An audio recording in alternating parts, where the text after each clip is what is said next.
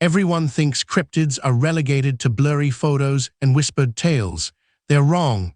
One was displayed to millions. For years, a frozen Enigma traveled across America, a macabre exhibit housed in a refrigerated casket, drawing curious crowds.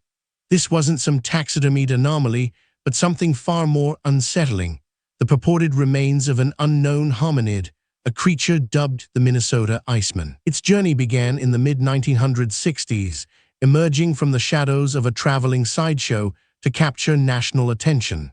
Was it a hoax, a brilliant piece of showmanship designed to separate rubes from their cash, or did it represent something genuinely profound, an actual undiscovered species frozen in time? The story takes us deep into the murky world of cryptozoology, where the lines between fact and folklore often blur.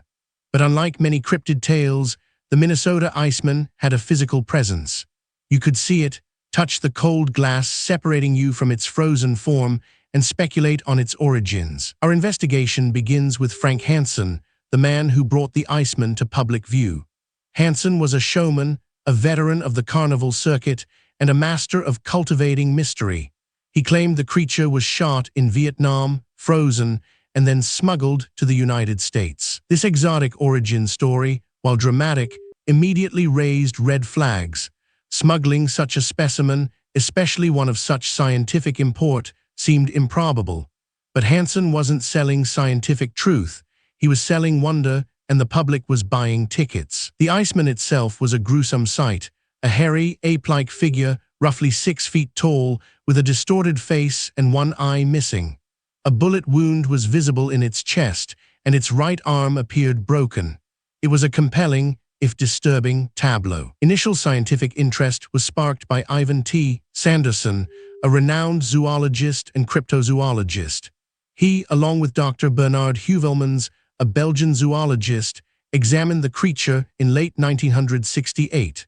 Their findings, published in Argosy magazine, ignited a firestorm. Sanderson and Heuvelmans believed it was genuine, a new species of hominid they tentatively named *Homo pongoides*.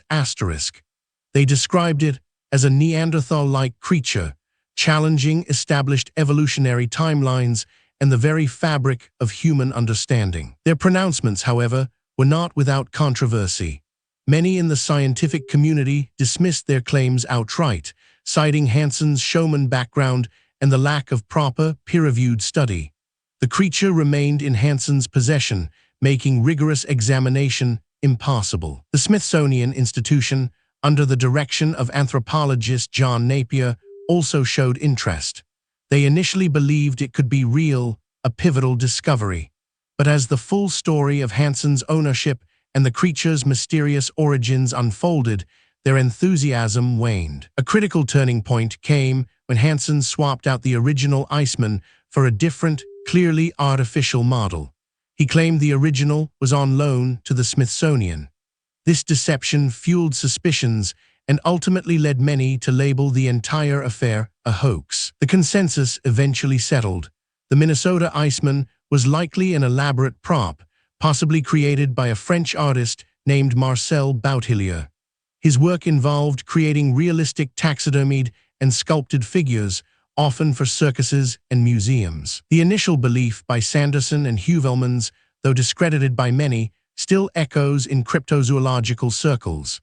For some, the possibility that they saw something genuine, even briefly, remains a tantalizing what-if.